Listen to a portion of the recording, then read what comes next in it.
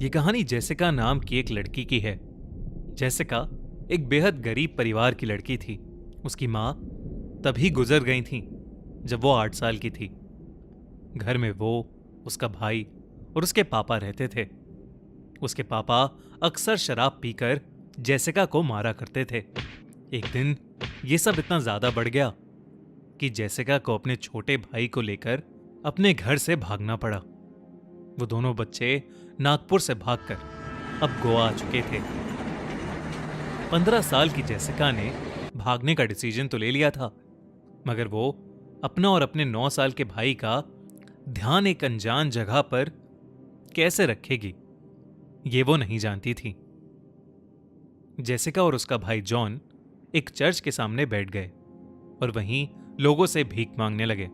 तभी उधर से गुजर रही एक नन ने उन दोनों बच्चों को देखा और उनसे बात करने आ गई।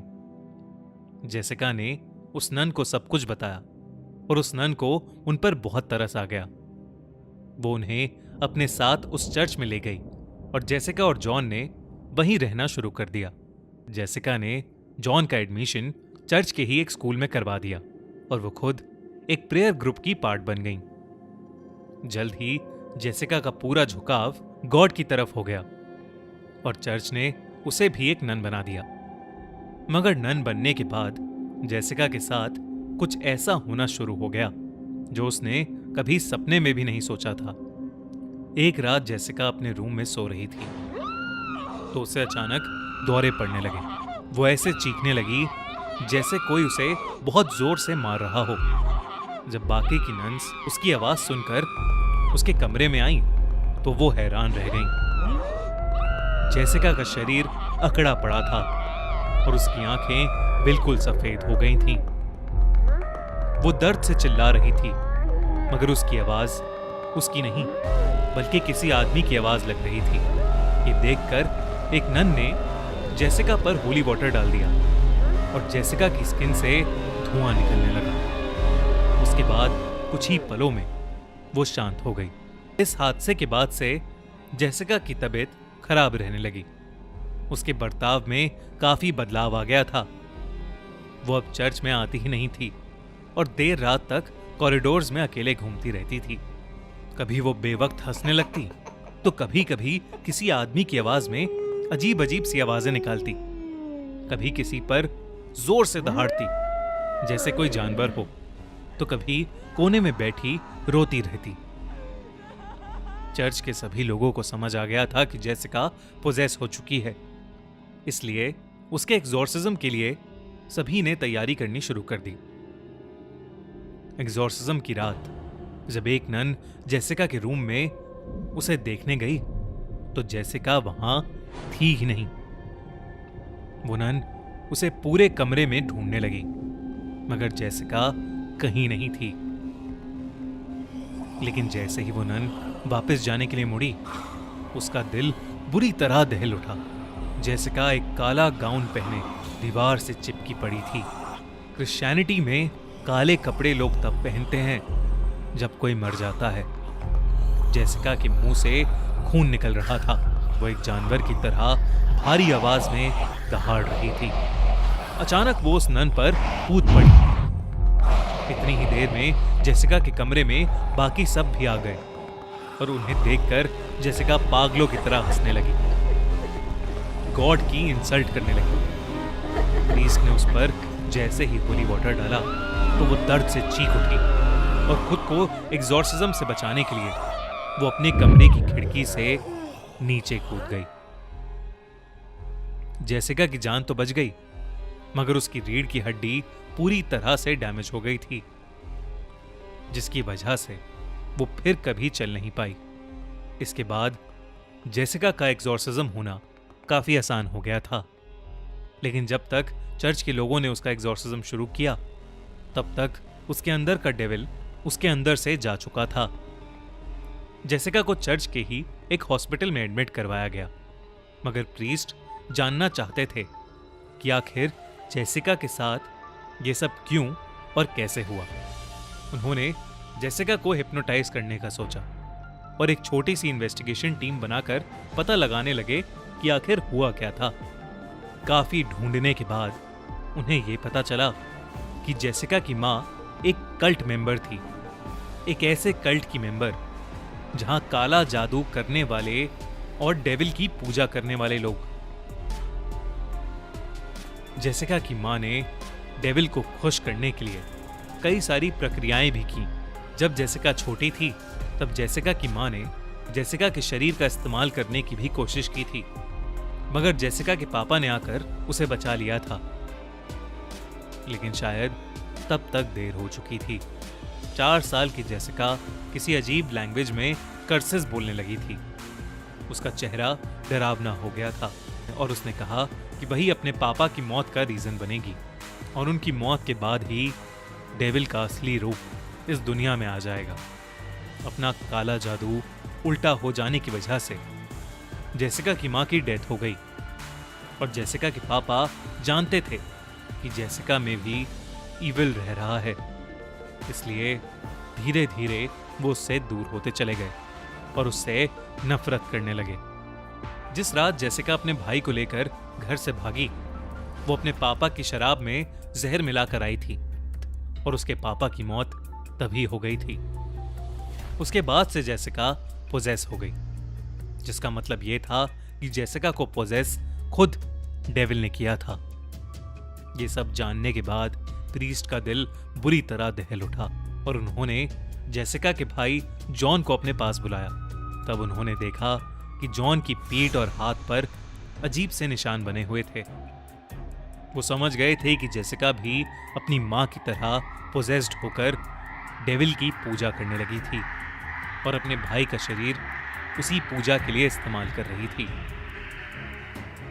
ये सब पता लगने के बाद प्रीस्ट ने जेसिका पर कई सारे एग्जॉर्सिज्म किए, मगर जेसिका की तबीयत दिन ब दिन बिगड़ती गई और आखिर में उसकी मौत हो गई।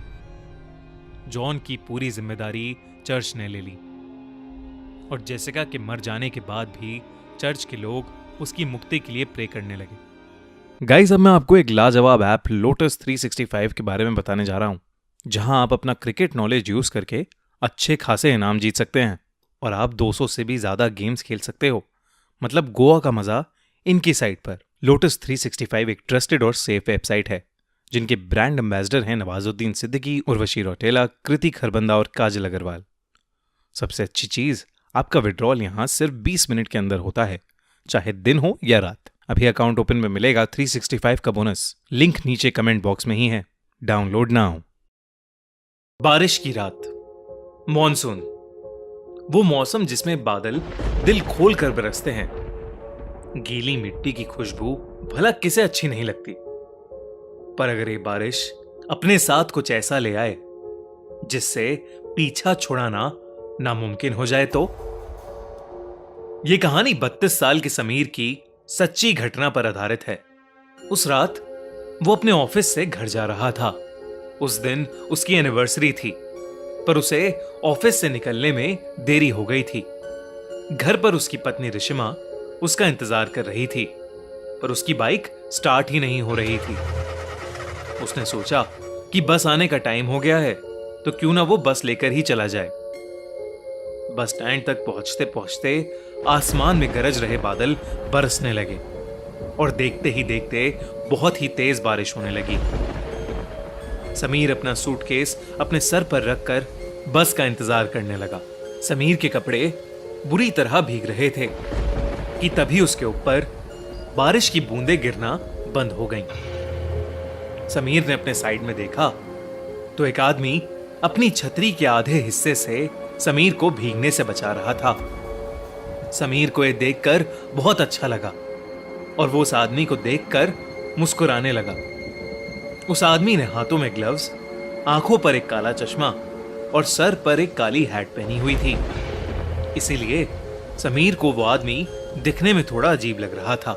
तभी वो आदमी समीर को देखकर कहने लगा, ये दुनिया कितनी अजीब है ना, कहीं बारिश है तो कहीं सूखा, कहीं जिंदगी है तो कहीं मौत।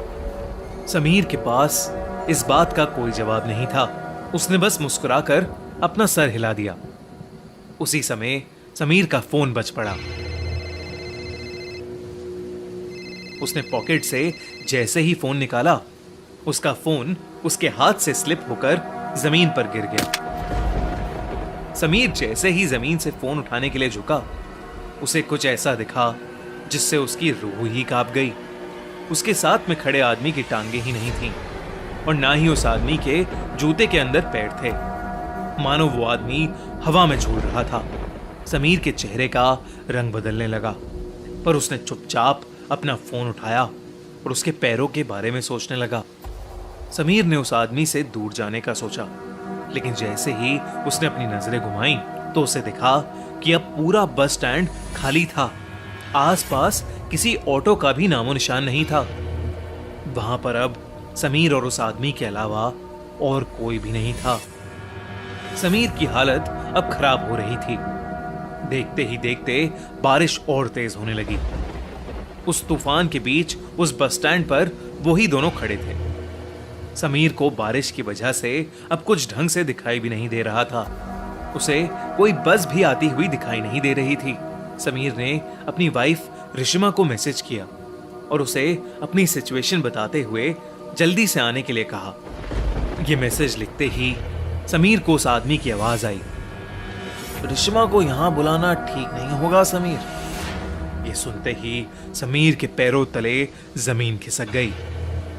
वो उस छतरी के नीचे से निकलकर रोड की दूसरी तरफ भागने लगा। बिना पीछे मुड़े समीर तब तक भागता रहा जब तक उसे वो आदमी दिखना बंद नहीं हो गया। भागते भागते समीर बहुत ज्यादा थक गया था। समीर रोड के साइड पर लगे एक बेंच पर बैठ गया।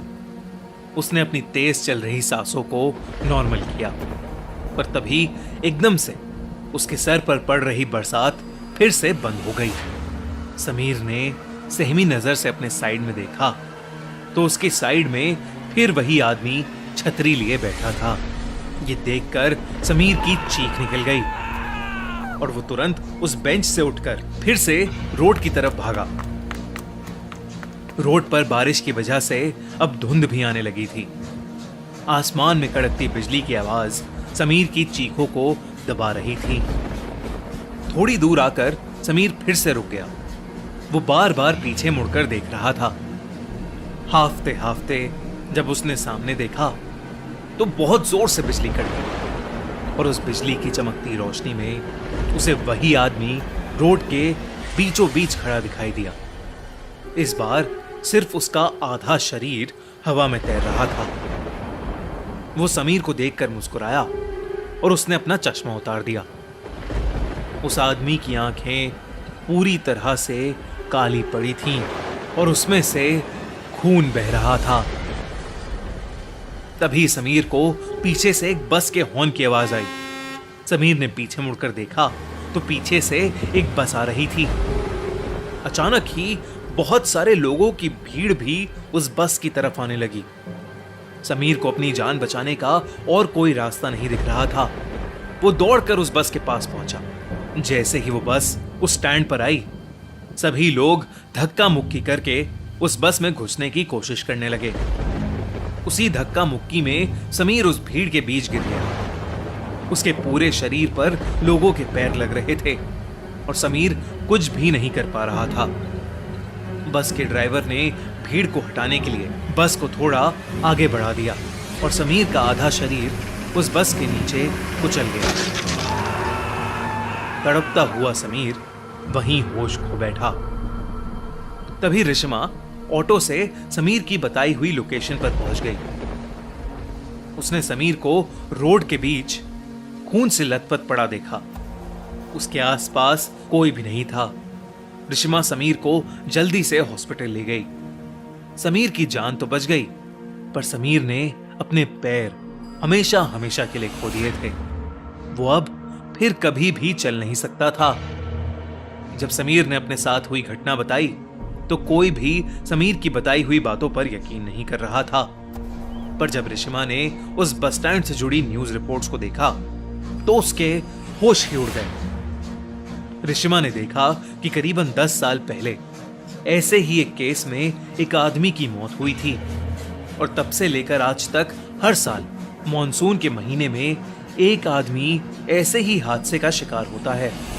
और पुलिस को बयान देते वक्त वो सभी एक अजीब सी काली आंखों वाले आदमी के बारे में बात करते हैं।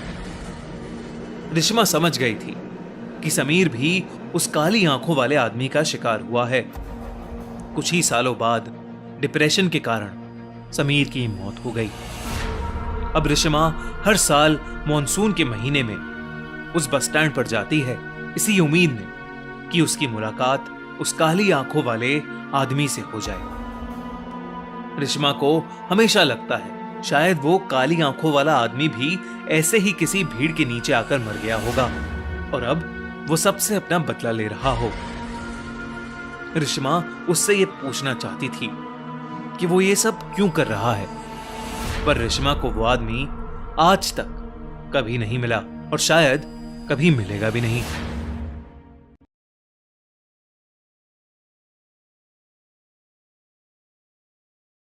10th क्लास में पढ़ रही समायरा आज बहुत एक्साइटेड होने के साथ साथ थोड़ी नर्वस भी थी।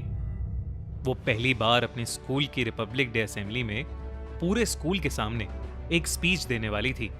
स्टेज पर चढ़ने से पहले उसने लंबी सांसें ली और करीबन 1500 बच्चों और कई टीचर्स के सामने उसने अपनी स्पीच शुरू कर दी। लेकिन तभी एक अजीब सा इंसिडेंट हुआ। स्पीच देते देते समायरा की नजर अपने सामने एक अजीब सी दिखने वाली औरत पर गई।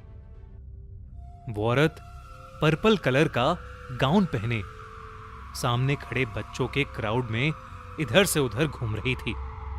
उसके बाल पूरी तरह बिखरे हुए थे और वो बच्चों के बीच चलती हुई सिर्फ समायरा को ही घूर घूर कर देखे जा रही थी। समायरा को यह बात बहुत अजीब लगी, पर एक स्टूडेंट होते हुए उसे अपनी स्पीच हर हालत में परफेक्टली बोलनी थी, तो उसने उस औरत को इग्नोर करना ही बेहतर समझा। समायरा की स्पीच लगभग 5 मिनट तक चली और वो औरत उसे बस घूरती रही। जब समायरा स्पीच खत्म करके स्टेज से नीचे गई तो वो औरत उसे कहीं दिखी ही नहीं। उसको ये बात बहुत अजीब लग रही थी। समायरा ने किसी से उस बारे में बात तो नहीं की, पर स्कूल से घर आते हुए समायरा के दिमाग में उसी औरत का वो भयानक चेहरा घूम रहा था। कुछ देर चलने के बाद समायरा को लगने लगा जैसे कोई उसका पीछा कर रहा है। उसने कई बार मुड़कर पीछे देखा, पर उसे वहां कोई नहीं दिखा। समायरा को लगा कि शायद ये सब उसका वहम है, तो वो चिंता छोड़कर रोड क्रॉस करने लगी। पर जैसे ही समायरा रोड के बीच में पहुंची, किसी ने उसके बैग को पीछे से पकड़ लिया। समायरा बहुत डर गई। उसने पीछे मुड़कर देखा तो उसकी रूह कांप उठी। उसके पीछे वही पर्पल गाउन वाली औरत उसके बैग को पकड़कर खड़ी थी और उसे घूरते हुए मुस्कुरा रही थी। समायरा मदद के लिए जोर जोर से चीखने लगी, पर आसपास कोई भी नहीं था। इतने में रोड पर तेजी से एक ट्रक समायरा की तरफ आने लगा। समायरा उस ट्रक को देखकर और जोर से चिल्लाने लगी। वो उस औरत से अपनी जान की भीख मांगने लगी। वो ट्रक समायरा से टकराने ही वाला था कि तभी उस औरत ने समायरा का बैग छोड़ दिया और समायरा रोड के दूसरे कोने पर जा गिरी। समायरा की आंखों के सामने वो ट्रक उस औरत के शरीर से आर पार हो गया था। लेकिन होश उड़ा देने वाली बात तो ये थी कि वो औरत अचानक से गायब हो गई थी। समायरा बहुत घबराते हुए अपने घर पहुंची। रोड पर गिरने की वजह से उसकी स्कूल ड्रेस गंदी हो चुकी थी। उसने अपनी मम्मी को सब कुछ बताया, पर उसकी मम्मी ने उसकी बात पर विश्वास ही नहीं किया। उन्हें लगा कि समायरा किसी से लड़कर आई है, जिसकी वजह से उसके कपड़े गंदे हैं और वो ऐसे ही झूठ मूठ की कहानी बना रही है। समायरा पूरे दिन काफी परेशान थी और उस रात वो बिना खाना खाए ही सो गई थी। अगले दिन 26 जनवरी थी। समायरा अब बेहतर महसूस कर रही थी और साथ ही हर साल की तरह टीवी पर परेड देखने के लिए वो बहुत एक्साइटेड थी। अपने पापा के साथ 26 जनवरी की पूरी परेड देखने के बाद समायरा अपने पापा को लेकर अपने घर की छत पर चली गई वो दोनों रिपब्लिक डे पर उड़ने वाले जेट्स देखने लगे। काफी देर तक उन जेट्स को एंजॉय करने के बाद समायरा की नजर अपने सामने वाले घर की छत पर पड़ी और उस छत पर उसे वही पर्पल गाउन वाली औरत खड़ी हुई दिखाई दी।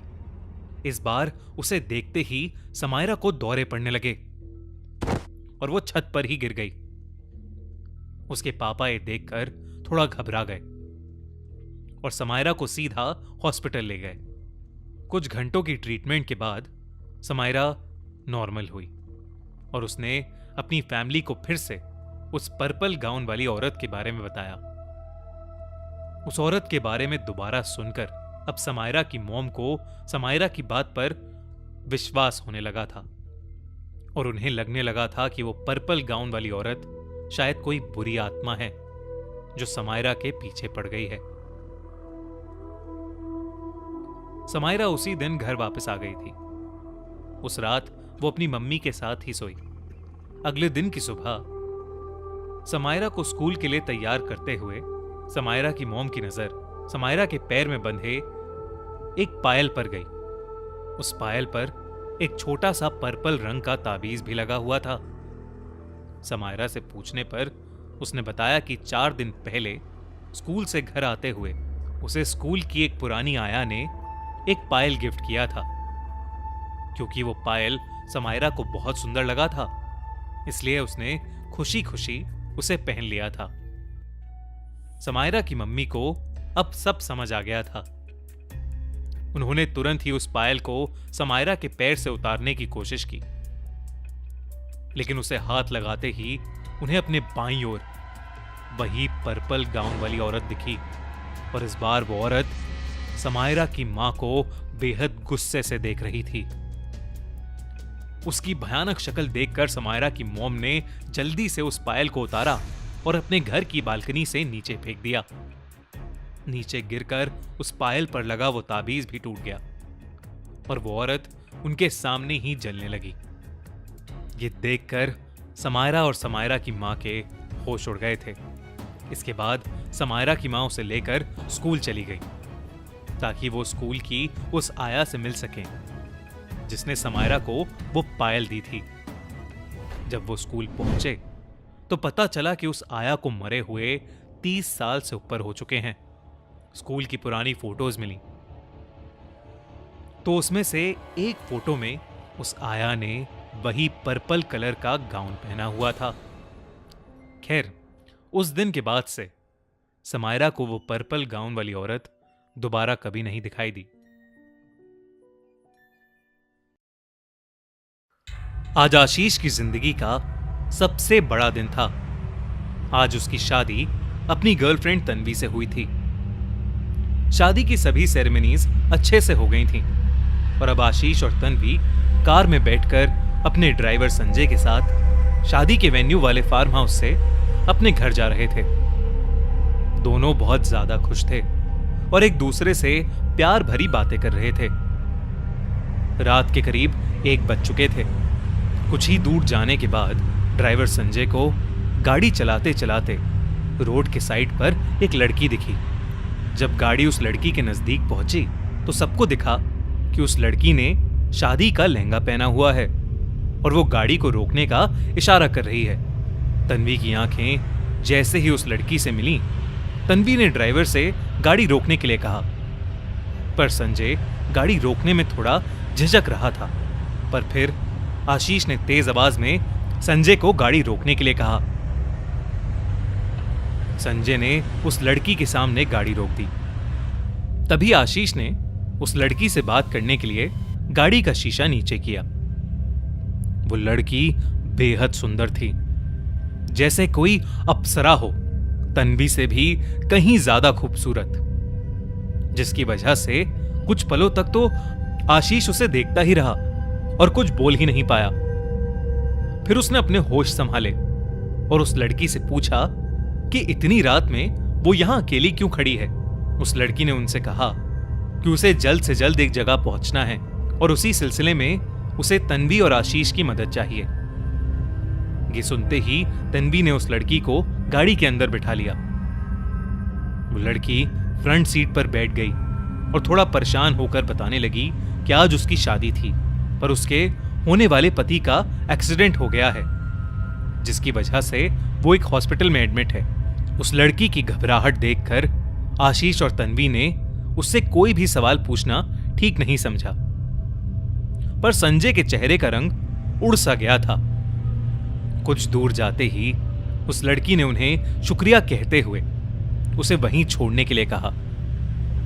उसे छोड़कर जैसे ही उन्होंने अपनी गाड़ी आगे बढ़ाई, ड्राइवर संजय ने कहा कि उस लड़की का एक झुमका वहीं गाड़ी में छूट गया है। उन्होंने जब गाड़ी बैक की तो वो लड़की वहां थी ही नहीं। ये देखकर संजय को और डर लगने लगा। तन्वी ने संजय के डरे हुए चेहरे को देखकर उससे पूछा कि आखिरकार उसे हुआ क्या है। संजय ने घबराते हुए उन्हें बताया कि उनके गांव में कहते हैं कि शादी के नए जोड़े को शादी वाली रात सबसे ज्यादा खतरा होता है। आशीष ने उसे बीच में काट दिया और उससे पूछा कि उन्हें किससे खतरा हो सकता है भला। संजय ने जवाब में कहा, साहब, खूनी वधू से। संजय ने बताया कि उसे वो लड़की कुछ अजीब सी लगी। उसने कहा कि लोगों का कहना है कि अक्सर इस इलाके में एक चुड़ैल रात को शादी के जोड़े में घूमती है। अगर उसकी नजर किसी नए शादीशुदा कपल पर पड़ जाए तो वो बच नहीं पाते, इसीलिए उस चुड़ैल को खूनी वधू कहते हैं। ये सुनते ही गाड़ी में सन्नाटा छा गया और कुछ सेकंड्स बाद आशीष और तन्वी जोर जोर से हंसने लगे और संजय की इस कहानी का मजाक उड़ाने लगे। आशीष ने संजय को अंधविश्वासी कहते हुए बात को टाल दिया। कुछ देर बाद वो लोग घर पहुंच गए। उस लड़की का झुमका जो गाड़ी में छूट गया था, वो तन्वी अपने साथ ही अंदर ले गई। आज आशीष और तन्वी की सुहागरात थी, लेकिन उन्हें नहीं पता था कि ये उनकी जिंदगी की सबसे खौफनाक रात होने वाली है, क्योंकि वो जिस लड़की से मिले थे वो और कोई नहीं बल्कि खूनी वधू ही थी। लेकिन इन सबसे अनजान आशीष जब अपने रूम में गया तो तन्वी वहां घूंघट ओढ़े बैठी थी। आशीष मुस्कुराया और तन्वी के नजदीक चला गया। उसने सबसे पहले दोनों हाथों से तन्वी का घूंघट उठाया और मुस्कुराते हुए तन्वी के करीब जाने लगा। तभी आशीष को पूरे रूम में एक बहुत ही अच्छी खुशबू आने लगी। वो खुशबू रात के रानी के फूलों जैसी थी। उस खुशबू से मानो आशीष मोहित हो गया था। आशीष ने तन्वी को गले लगाया और उससे कहने लगा कि वो उससे बहुत प्यार करता है, लेकिन जवाब में उसे एक गहरी सी आवाज आई, तो अब सिर्फ मेरे हो। तन्वी ने आशीष की पीठ पर अचानक से ही अपने नाखून गड़ा दिए। ये होते ही आशीष ने तन्वी को पीछे धकेला और उसने देखा कि जिस लड़की को वो गले लगाकर बैठा था वो तन्वी नहीं बल्कि वही लड़की थी जिसने उनसे लिफ्ट ली थी, यानी खूनी वधू। धीरे धीरे उस खूनी वधू का रूप और भयानक होता चला गया। जो एक समय पर आशीष को दुनिया की सबसे खूबसूरत लड़की दिख रही थी, अब वो एक डरावनी चुड़ैल बन चुकी थी। उसके बाल हवा में उड़ रहे थे और उसका चेहरा बहुत ही भयानक लग रहा था। आशीष सहम कर बेड से नीचे गिर गया और उसकी नजर जैसे ही बेड के नीचे गई, उसके दिल की धड़कनें ही रुक गईं। बेड के नीचे उसकी पत्नी तन्वी बेहोश पड़ी थी। खूनी वधू आशीष के करीब आई और आशीष बहुत ही जोर से चिल्लाया। उसकी चीख सुनकर जैसे ही सभी घर वाले ऊपर आए, पर उन्होंने दरवाजा खोला तो उनके होश उड़ गए। आशीष और तन्वी की बॉडी जमीन पर पड़ी हुई थी और वो इतनी सफेद थीं जैसे मानो उनके शरीर में खून की एक बूंद भी नहीं बची हो। वो दोनों गुजर चुके थे और खूनी वधू वहां कहीं नहीं थी। किसी को भी कुछ समझ नहीं आ रहा था कि तभी उनका ड्राइवर संजय ऊपर आया और उसने देखा कि तन्वी ने वही झुमका पहना है जो वो लड़की गाड़ी में छोड़कर चली गई थी। वो समझ गया कि इन दोनों की हत्या खूनी वधू ने की है। उसके बाद उसने खूनी वधू के बारे में सारे घर वालों को बताया। उसने कहा कि कहानियों की माने तो खूनी वधू असल में एक बहुत सुंदर लड़की थी। उसकी शादी की रात उसका और उसके पति का एक बहुत खतरनाक कार एक्सीडेंट हो गया। वो रोड पर लोगों से मदद मांगती रही, लेकिन किसी ने भी उसकी मदद नहीं की, जिसकी वजह से उसका पति मर गया और उसने भी एक दूसरी गाड़ी के आगे आकर अपनी जान दे दी। तब से वो उन लोगों से अपना बदला लेती आ रही है जिनकी नई नई शादी हुई है, क्योंकि अब वो चाहती है कि जो दर्द उसने और उसके पति ने सहा वो हर एक शादी का जोड़ा महसूस करे। आजकल जमाना बदल गया है। अब लोगों को पार्टनर्स सिर्फ किस्मत से नहीं बल्कि मोबाइल फोन एप्लीकेशन से भी मिलते हैं। मोस्टली लोग टिंडर का इस्तेमाल करते हैं। स्टेसी भी इन्हीं में से एक थी। स्टेसी की टिंडर पर प्रोफाइल उसकी बेस्ट फ्रेंड सोफिया ने बनाई थी। स्टेसी को ऑनलाइन लोगों से मिलने का कॉन्सेप्ट बिल्कुल पसंद नहीं था, पर पैंडेमिक के चलते उसके पास और कोई ऑप्शन बचा ही नहीं। ऐसे ही एक रात अपने ऑफिस का काम खत्म करके स्टेसी अपने काउच पर बैठे फोन चला रही थी। तभी उसके फोन पर टिंडर की एक नोटिफिकेशन आई। You have matched with Victor. Stacey की प्रोफाइल विक्टर नाम के एक लड़के से मैच हो गई थी। स्टेसी ने इंस्टेंटली उस नोटिफिकेशन पर टैप किया और विक्टर की प्रोफाइल को देखने लगी। इसी दौरान स्टेसी को विक्टर से एक छोटा सा मैसेज आया, हाय। विक्टर की प्रोफाइल स्टेसी को काफी अट्रैक्टिव लगी। स्टेसी ने विक्टर को वापस रिप्लाई किया और ऐसे ही टेक्स्ट पर उनका बातें करना शुरू हो गया। स्टेसी को विक्टर के साथ हो रही कन्वर्सेशंस काफी इंटरेस्टिंग लगने लगी। करीबन 1 घंटा बात करने के बाद विक्टर ने स्टेसी से पूछा, क्या तुम मेरे साथ डेट पर चलोगी? स्टेसी भी इंटरेस्टेड थी तो उसने भी हां कह दिया। इस पर विक्टर का एक और मैसेज आया, क्यों ना अभी चला जाए डेट पर। एक्चुअली रात के 3 बज रहे थे, तो स्टेसी ने मजाक समझकर मजाक में ही उसका रिप्लाई दे दिया। स्टेसी ने लिखा, क्यों नहीं। लेकिन उसके बाद जो हुआ वो बिल्कुल भी मजाकिया नहीं था। स्टेसी के मैसेज करते ही विक्टर ऑफलाइन हो गया और तभी एकदम से स्टेसी के दरवाजे पर खटखट हुई। इतनी देर रात दरवाजे पर खटखट सुनकर स्टेसी एकदम से शॉक हो गई थी। स्टेसी ने दरवाजे के पीप होल से देखा तो उसे कोई दिखाई नहीं दिया। दरवाजा खोलकर देखने पर भी वहां कोई नहीं था। उसी वक्त स्टेसी के फोन पर एक और नोटिफिकेशन आई। विक्टर का मैसेज था जिसमें उसने लिखा था, तुम अपनी इस ब्लैक ड्रेस में काफी अच्छी लग रही हो। यह पढ़कर स्टेसी के चेहरे का रंग मानो उड़ सा गया। वो घबराहट में इधर उधर देखने लगी, लेकिन वहां दूर दूर तक कोई नहीं था। दरवाजे को जोर से बंद करके वो अपने घर में वापस आ गई। तभी विक्टर का फिर से मैसेज आया, डरो मत, मैं तो बस तुम्हारी तारीफ कर रहा था। स्टेसी को अब यह सब थोड़ा अजीब लगने लगा था।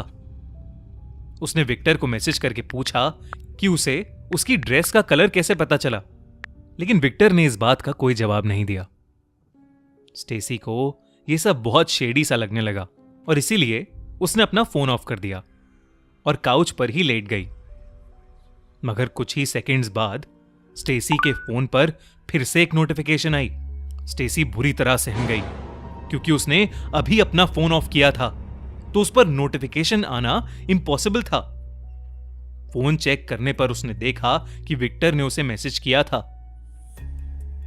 मैंने अभी सोने की परमिशन नहीं दी है तुम्हें। स्टेसी के पढ़ते ही स्टेसी के घर की बेल जोर जोर से बजने लगी। इतना ही नहीं, उसके घर की लाइट्स फ्लिकर होना शुरू हो गईं। स्टेसी अपने कान पर हाथ रखकर दरवाजे की तरफ जा रही थी कि एकदम से सन्नाटा हो गया और स्टेसी को फिर से एक मैसेज आया, मुझे लगता है कि शायद हम दोनों एक दूसरे के लिए बने हैं। विक्टर का यह मैसेज पढ़कर स्टेसी का घबराहट के मारे रोना निकल गया और उसने विक्टर से पूछा कि आखिर विक्टर ऐसा क्यों कर रहा है और वो आखिरकार है कौन। कुछ देर तक कोई रिप्लाई नहीं आया, लेकिन फिर एक मैसेज आया, मुझे लगता है कि मैं तुमसे प्यार करने लगा हूं, क्या तुम भी मुझसे प्यार करती हो? ये सब पढ़कर स्टेसी की हालत और खराब हो रही थी। वो बस फोन फेंक के रोने लगी कि तभी उसकी गर्दन पर उसे 2 हाथ महसूस हुए जो उसका गला दबा रहे थे। तभी स्टेसी का फोन एक के बाद एक आने वाली नोटिफिकेशंस की साउंड से बजने लगा। विक्टर के मैसेजेस अभी भी आ रहे थे। बेबी, बोलो ना कि तुम मुझसे प्यार करती हो। कोई काला साया अभी भी स्टेसी का गला जोर से दबा रहा था और अब उसको सांस लेने में तकलीफ हो रही थी। स्टेसी की आंखों के आगे अंधेरा छाने लगा और बचने का शायद और कोई रास्ता ही नहीं बचा था। इसलिए स्टेसी ने अपनी घुटी हुई आवाज से कहा, आई लव यू टू। और अचानक उसकी गर्दन पर से वो दोनों हाथ उठ गए। विक्टर का मैसेज आया, तुम अब मेरी हो, हमेशा मेरी ही रहोगी।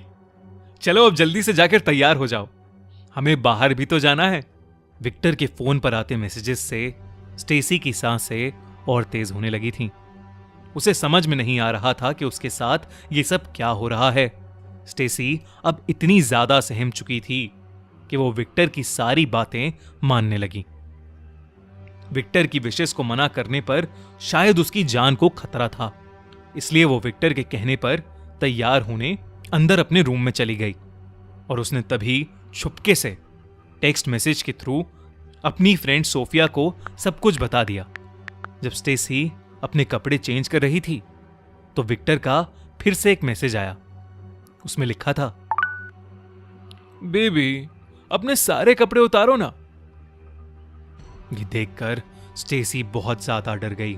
पहले तो वो अपनी ड्रेस उतारने लगी, लेकिन फिर उसका बहुत तेज रोना छूट गया और उसने फ्रस्ट्रेशन में अपना फोन जमीन पर फेंका। उसका फोन अब जमीन पर गिरकर टूट चुका था। स्टेसी बेहद डरी हुई सोफे पर बैठी सोफी के आने का वेट करने लगी। करीबन 5 मिनट के बाद ही स्टेसी की डोरबेल बजी। स्टेसी दौड़कर डोर पर गई, ये सोचकर कि डोर की अगली तरफ सोफिया होगी, पर डोर खोलने पर उसे फिर से कोई भी दिखाई नहीं दिया। स्टेसी और ज्यादा सहम गई और तभी उसके टूटे फोन के स्पीकर से एक आवाज आई, बेबी, तुम मेरे प्यार से नहीं भाग सकती, लेकिन तुम जो कर रही हो उसके लिए तुम्हें सजा मिलेगी। इतना कहने के बाद वो आवाज बंद हो गई। स्टेसी को बहुत डर लग रहा था कि तभी फिर से एक काला साया उसकी तरफ आया और उसका गला दबाने लगा। लेकिन उसी वक्त सोफिया भी उसके घर पहुंच गई थी और वो घर के खुले दरवाजे से अंदर आ गई। उसने देखा कि स्टेसी खुद का गला दबा रही है। सोफिया जैसे ही उसके पास गई, स्टेसी वहीं बेहोश हो गई। सोफिया ने उसे पानी पिलाया और स्टेसी उसके गले लगकर रोने लगी। सोफिया के आने के बाद स्टेसी के साथ हो रही अजीब घटनाएं बंद हो गई थीं। अगली सुबह स्टेसी ने पुलिस को अपने साथ हुई घटना सुनाई। जब पुलिस ने टिंडर के रिकॉर्ड चेक किए तो पुलिस को वहां स्टेसी के फोन वाले विक्टर का कोई नामो निशान ही नहीं मिला। स्टेसी को हर कोई यही समझाने लगा कि शायद ये सब उसके मन का वहम था, पर सिर्फ स्टेसी जानती थी कि जो कुछ भी उस रात उसके साथ हुआ वो सब सच था। स्टेसी अब थेरेपी में है। उसके मन का डर न जाने कब निकलेगा। स्टेसी ने अपना घर बदल लिया है। अब वो अपने माँ बाप के साथ ही रहती है और बस रोज ये प्रे करती है कि उसके फोन पर विक्टर नाम फिर से ना दिखे। आपको क्या लगता है, क्या विक्टर सच में था? क्या ये सब सिर्फ स्टेसी की कोई मेंटल कंडीशन थी? जो भी था बड़ा स्कैरी। क्यों? मैंडी फन वर्ल्ड नाम के एक अम्यूजमेंट पार्क में काम करती थी। वो पार्क अलग अलग हिस्सों में बटा हुआ था। उस पार्क के एक कॉर्नर में मैंडी को ड्यूटी अलॉट की गई थी। उस कॉर्नर के बारे में उसे ज्यादा कुछ नहीं पता था। अपनी ज्वाइनिंग के फर्स्ट डे उसने वहां एक साइन बोर्ड पढ़ा, एस्केप रूम। अपने को एम्प्लॉय से उसे पता चला कि ये एक गेम था जिसमें कुछ लोगों को गेम्स और पजल सॉल्व करके एक रूम से निकलना होता था। मैंडी क्लॉस्ट्रोफोबिक थी, यानी उसे बंद जगहों से घुटन महसूस होती थी, जिसकी वजह से उसे सांस आनी बंद हो जाती थी। इसलिए उसने सोचा कि उसकी भलाई उन एस्केप रूम्स से दूर रहने में ही है। रूम के अंदर उसने अलग अलग तरह के लोगों को जाते हुए देखा था, लेकिन उन रूम्स के अंदर क्या और कैसे होता था, ये उसे कभी समझ नहीं आया। एक दिन मैंडी की इवनिंग शिफ्ट थी और वो अपने काम में लगी हुई थी। कुछ देर बाद वहां हुडी पहने एक लड़का आया। वैसे तो एस्केप रूम में क्रू मेंबर्स के बिना किसी का भी जाना अलाउड नहीं होता था, मगर उस लड़के ने रूम में अकेले जाने की जिद की।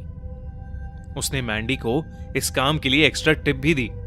मैंडी को कुछ अजीब लगा, लेकिन उसने उसे रूम की कीज फिर भी दे दी।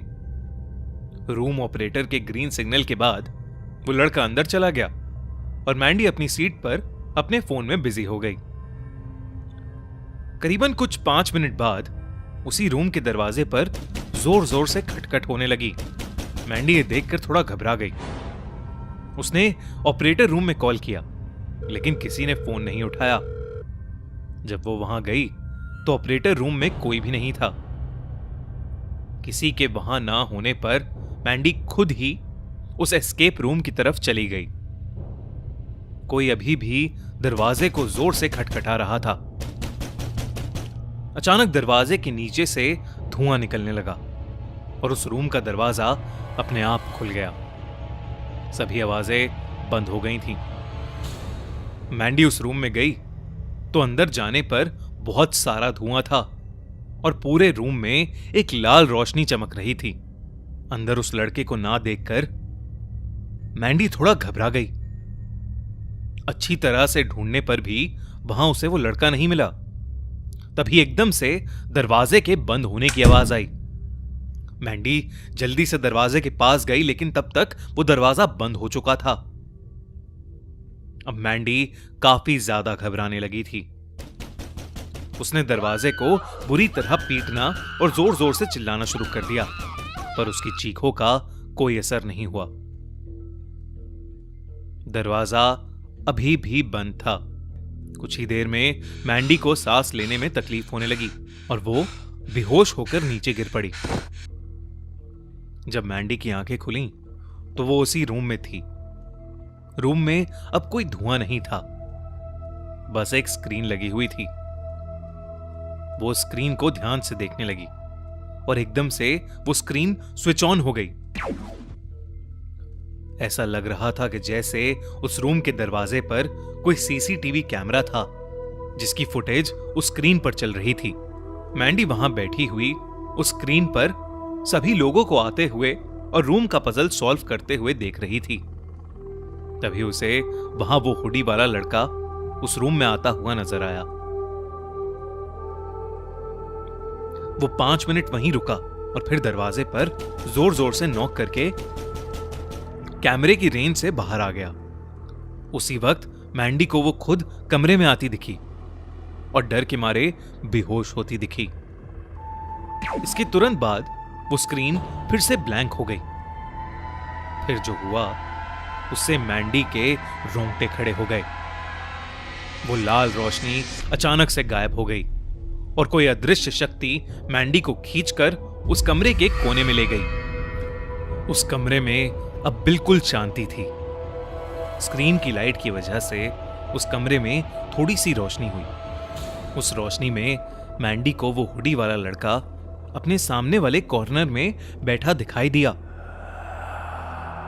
उसे देखकर मैंडी डर उठी, लेकिन उसने दबी आवाज में उस लड़के से पूछा कि क्या उसे उस कमरे से बाहर निकलने का रास्ता पता है। वो हुडी वाला लड़का उससे कुछ नहीं बोला और बस मैंडी को घूरता रहा। मैंडी को अब फिर से सांस लेने में दिक्कत होने लगी थी। वो लड़का मैंडी की हालत देखकर अजीब ढंग से हंसने लगा और देखते ही देखते उस हुडी वाले लड़के की आंखें काली पड़ने लगीं। ऐसा लग रहा था जैसे कोई उसकी आंखें निगल गया हो। उस लड़के का शरीर अजीब तरीके से अकड़ने लगा वो किसी ज़ॉम्बी की तरह उठ खड़ा हुआ और धीरे धीरे मैंडी की तरफ आने लगा। मैंडी जल्दी से दरवाजे की तरफ भागी और उसने फिर से दरवाजा पीटना शुरू कर दिया। मैंडी की हालत बहुत खराब हो रही थी और वो लड़का इतना भयानक लग रहा था कि मैंडी को लगने लगा कि उसकी मौत अब बेहद करीब है। वो लड़का अचानक मैंडी की तरफ भाग कर आया कि तभी उस रूम का दरवाजा खुला और किसी ने मैंडी को बाहर खींच लिया। उसके सामने रूम का ऑपरेटर और एक इलेक्ट्रिशियन खड़े थे। मैंडी को सांस लेने में काफी तकलीफ हो रही थी। वो दोनों भी मैंडी की हालत को देखकर बहुत डर गए। रूम के ऑपरेटर ने उसे पानी पिलाया और उसे दिलासा दिलाया कि अब वो ठीक है। कुछ देर बाद मैंडी बेहतर महसूस करने लगी। रूम के ऑपरेटर ने तब मैंडी को बताया कि न जाने कैसे उस रूम का दरवाजा जाम हो गया था और किसी को पता ही नहीं चला कि मैंडी उस रूम के अंदर कब पहुंच गई। जब मैंडी ने सबको अपने साथ हुआ पूरा किस्सा बताया तो मैनेजर ने सीसीटीवी फुटेज चेक की। हैरानी की बात थी कि उस फुटेज में ना ही कोई हुडी वाला लड़का दिखा और ना ही मैंडी के साथ हुई कोई पैरानॉर्मल चीजें। ऑपरेटर ने मैंडी को अलग से बताया कि कई सालों से एक अफवाह चल रही है कि उस कमरे में एक बार एक लड़का अकेले चला गया और एक इलेक्ट्रिक शॉक लगने की वजह से उसकी मौत हो गई थी। ऑपरेटर ने कहा कि वो ये नहीं जानता कि वो सब सच है या झूठ, पर जो भी उस शाम मैंडी के साथ हुआ उससे तो ये कहानी बिल्कुल सच्ची ही लगती है। उस दिन के बाद से मैंडी ने एस्केप रूम की ड्यूटी कभी भी लेने से मना कर दिया, मगर आज तक उसे अपने साथ घटे उस एक्सपीरियंस के भयानक सपने आते हैं। कैसी लगी आपको ये कहानी? क्या आप कभी एस्केप रूम में जाकर खेलना पसंद करेंगे? हमें कमेंट्स में जरूर बताइए। साल 2001 में दिल्ली में कोई ऐसा इंसान नहीं था जिसे मंकी मैन के बारे में ना पता हो। उन दिनों उस लंबे काले बंदर जैसे दानव की अफवाहें शहर में आग की तरह फैली हुई थी। हर कोई दावा करता था कि उसने मंकी मैन को देखा है और ये 100% सच था। मैं ऐसा इसलिए कह सकता हूं क्योंकि मैंने खुद अपनी आंखों से मंकी मैन को देखा था। एक बार नहीं, कई बार। गर्मी का मौसम था, स्कूल की छुट्टियां थीं। मैं अपने मम्मी पापा के साथ अपने दादाजी के घर आनंद विहार आया हुआ था। वहां मुझे सबसे ऊपर वाले फ्लोर पर एक छोटा सा कमरा दिया था। उस कमरे में एक खिड़की थी जिससे मोहल्ले का अच्छा खासा व्यू दिखता था। हर रात को सोने से पहले मैं उस खिड़की के पास बैठता और अपनी किताब पढ़ता रहता। ऐसे ही एक रात जब मैं किताब पढ़ रहा था तो मुझे मंकी मैन पहली बार दिखा। मैं खिड़की के पास एक नई नॉवेल लेके बैठा था। मेरी आंखें सुस्त हो रही थीं और मैं बस झपकी लेने ही वाला था कि मुझे अपनी आंखों के कोने से कुछ दिखाई दिया। पास वाली बिल्डिंग के दीवार पर कुछ बड़ा सा काला सा जीव बड़ी तेजी से ऊपर जा रहा था। मैंने अपनी आंखें रगड़ी, पीठ सीधी की और बाहर झांक के देखा। बाहर का नजारा देख मेरा खून मेरी नसों में सूख गया जब मैंने एक काले बंदर जैसे जानवर को बिल्डिंग के पाइप से ऊपर चढ़ते हुए देखा। Monkey man. मैंने उसके बारे में कहानियां तो जरूर सुनी थी, पर कभी ये नहीं सोचा था कि वो कहानियां सच हो सकती थी। वो करीब 7 फुट लंबा था। उसका शरीर घने काले बालों से भरा हुआ था। उसे देख मेरा मुंह खुला का खुला रह गया जब वो छत पर चढ़ा और सीधा उठकर खड़ा हो गया। चांद की रोशनी उसके चेहरे पर आ गिरी। चाकू सी नुकीली हड्डियां, नरम चमड़ी और आंखें जो चांदनी में चमक रही थीं। ऐसा लग रहा था कि जैसे किसी बंदर के सर में किसी ने जबरदस्ती इंसान का चेहरा घुसा दिया हो। लेकिन मैं मंकी मैन को कुछ ही पल देख पाया था, क्योंकि वो मुड़कर छत से कूदकर अंधेरे में कहीं गायब हो गया।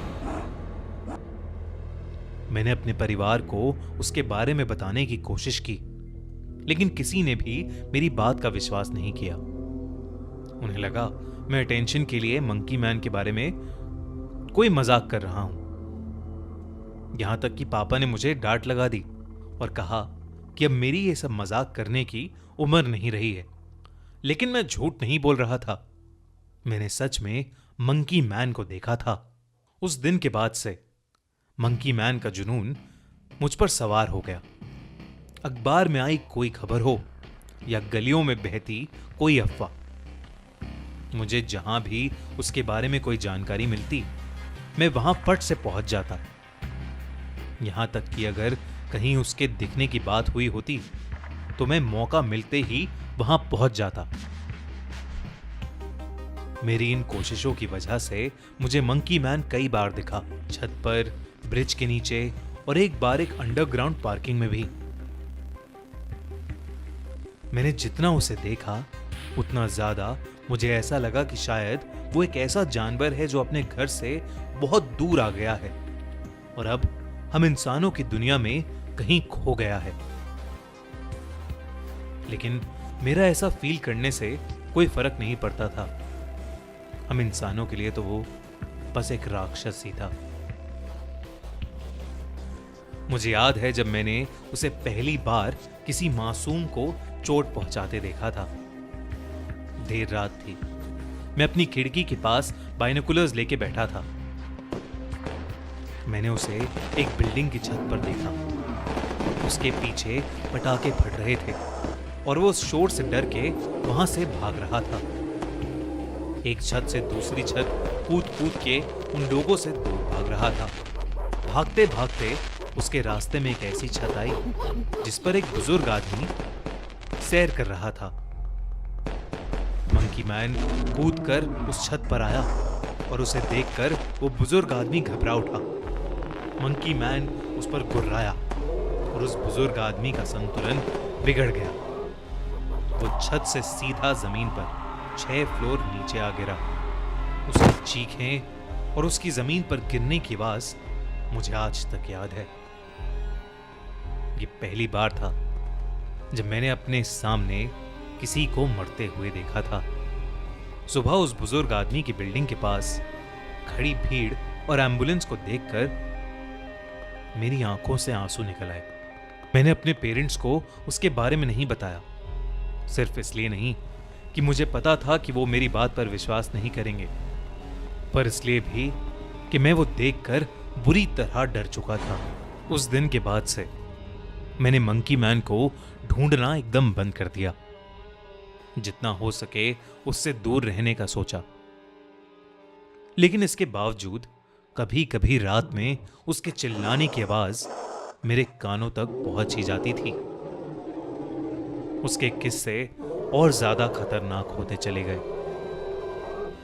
सुनने में आ रहा था कि उसकी वजह से और लोगों की भी मौतें हुई थीं। अब मैं उसके नाम से काफी ज्यादा घबराने लगा था।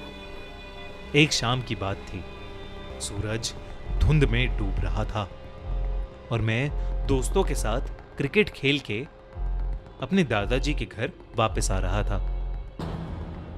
मेरे घर के पास की गली जिससे मैं गुजर रहा था, वहां कोई भी इंसान नहीं था। बिल्कुल सन्नाटा था।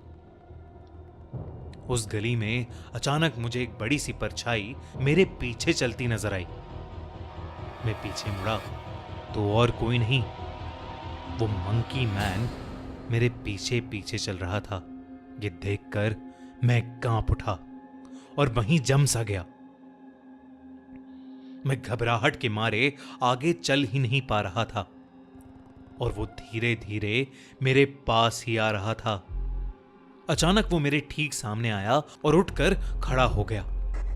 वो मुझे घूर कर देख रहा था। उसकी आंखें लाल थीं। उस रात वो मंकी मैन बेहद गुस्से में लग रहा था। अचानक वो मुझे देखकर एक अजीब तरीके से गुर्राने लगा। उसकी आवाज सुनकर मैं फुल स्पीड पर वहां से भागा। वो मेरे पीछे पीछे भागने लगा। मैं जैसे तैसे गली के एक अनजान मकान में जाकर छुप गया। वो उस मकान तक आया, लेकिन फिर पास वाली दीवार चढ़कर मेरी नजरों से गायब हो गया। मैं किसी तरह हिम्मत करके अपने घर पहुंचा और अपने कमरे में घुसते ही घबराहट के मारे रोने लगा। तभी मैंने फिर से मंकी मैन के जोरों से गुर्राने की आवाज सुनी। उस रात फिर से मैंने अपनी खिड़की से उसको देखा। मंकी मैन मेरे बराबर वाली बिल्डिंग की छत पर खड़ा एक आदमी को बेरहमी से नोच रहा था। वो आदमी भी डर के मारे जोरों से चिल्ला रहा था। उसने उस आदमी के चीथड़े चीथड़े कर दिए थे। मोहल्ले में शोर होने लगा। घरों की लाइटें ऑन होने लगी।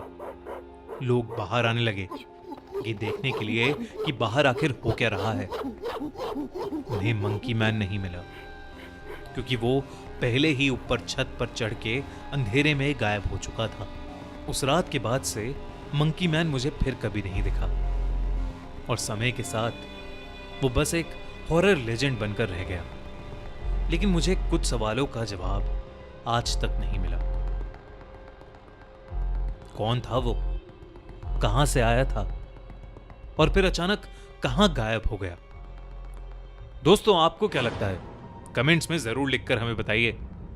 और अगर आपको ये वीडियो अच्छी लगी तो हमारा चैनल खूनी मंडे सब्सक्राइब करना बिल्कुल मत भूलना।